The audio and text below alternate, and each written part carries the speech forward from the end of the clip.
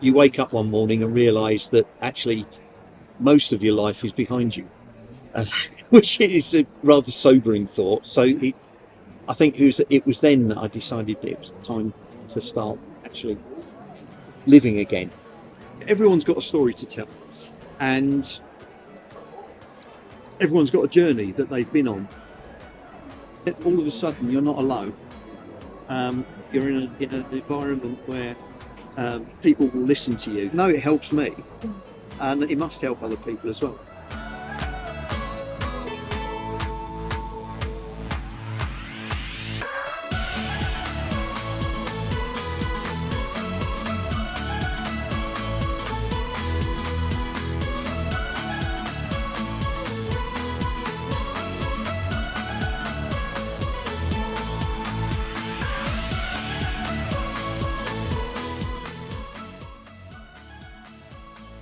At the end of 2023, Moving Waves were commissioned by Buckinghamshire Council to run a series of workshops to find a creative response to the question, what does it mean to age well in Buckinghamshire?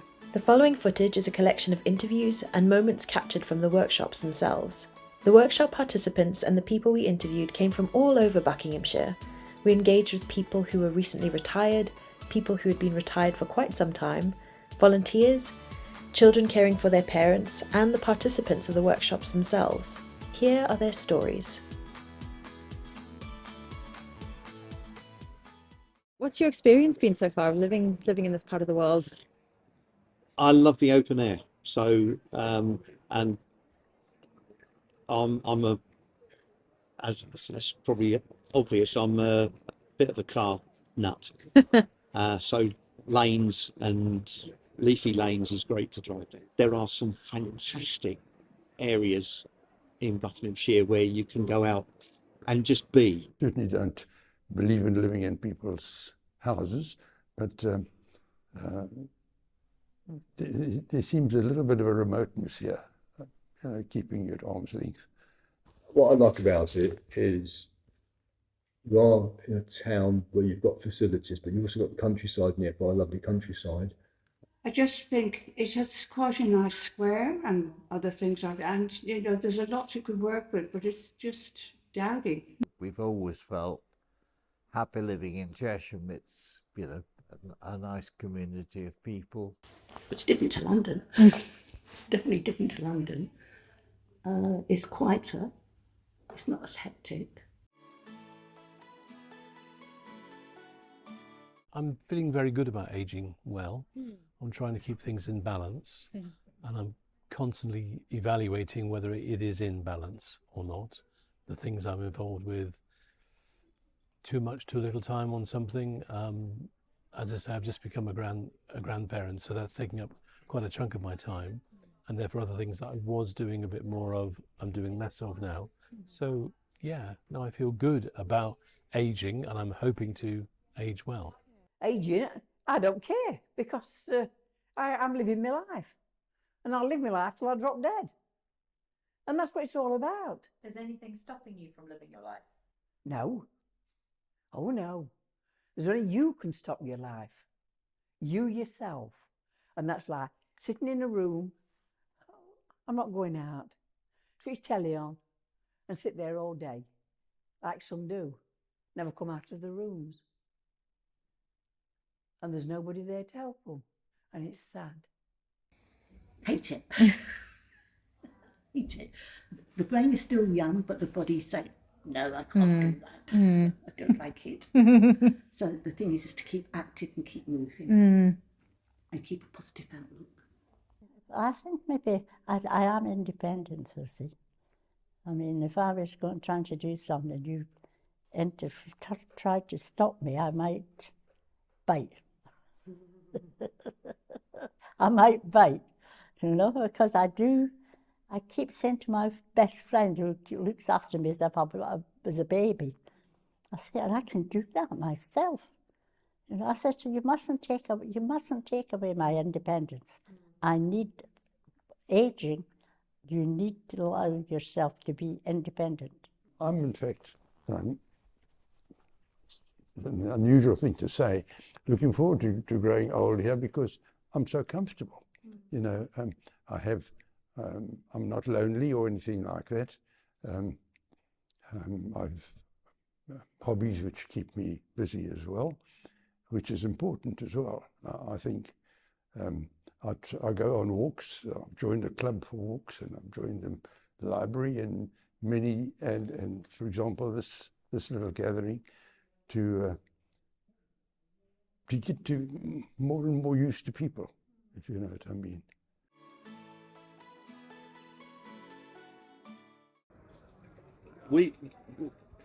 I think we were some of the first generations to think about the elderly.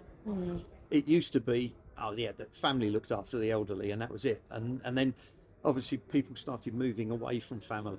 Yeah. And so you needed to put provision in place. And I think as time goes on, more and more provision is available for the elderly and the less mobile. Yeah, it's fine. I think, you know, we've got all the amenities.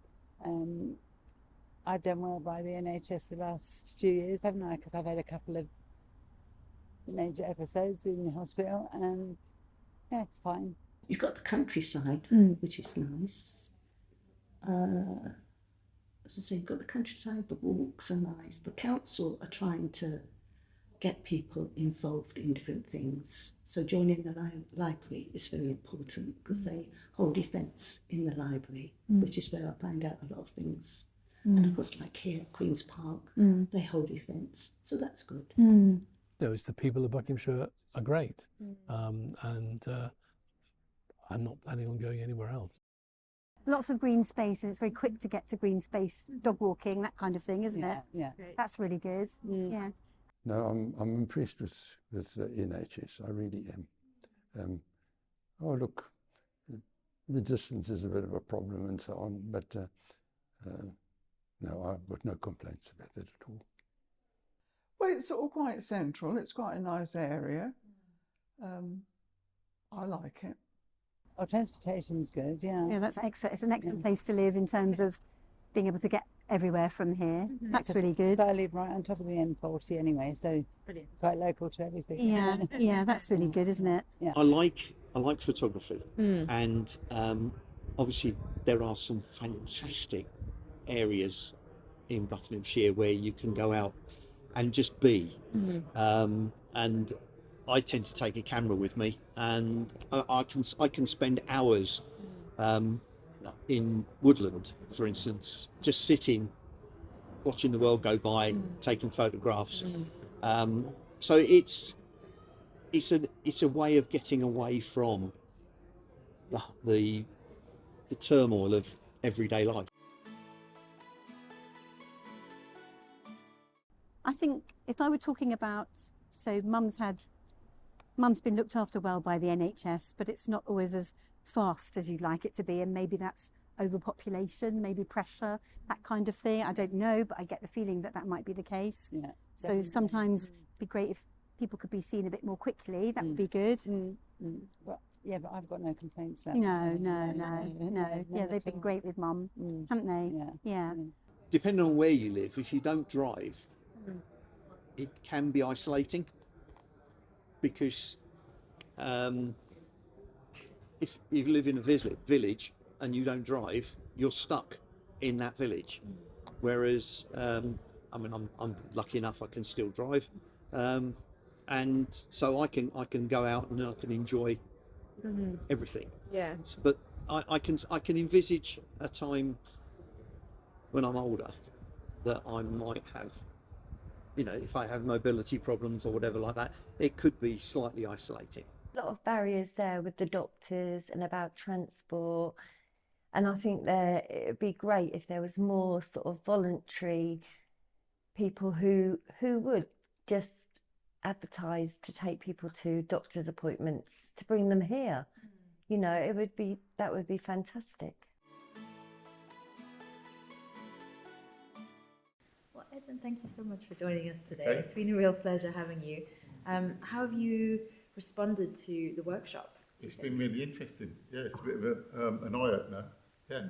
Yeah, it's been really interesting listening to what everybody's been saying and all their views and that about all the different subjects and that. and also going out and taking photographs and that. And yeah, it's been really worthwhile. Yes, I'm glad I come along. It consolidated the road that we as a club have started to take, and me personally, my journey is I've started to take. I've changed dramatically from who I was, what work made me almost, to where I am now. Yes, the journey I'm now taking, I'm taking that ageing well journey, not I'm old. How old can I get before I'm no longer here? That to me is a very good thing to keep talking about. You should almost talk about every day, and this is part of the club's ethos, is that enjoy what you're doing, and it's about enjoying every single day. If you get tomorrow, then use it wisely. Enjoy it, smile. I think ageing well, try and find like-minded people, community projects like the Monday Club. Reach out to somebody, reach out to even your neighbour, anybody, you know, or just pick the phone up, speak to your GP surgery, because they've got loads of different organisations that you can speak to. I think it's all about communication and the right communication, and putting people in contact with people and just helping everybody around you, you know. And there are loads of people out there that are willing to help.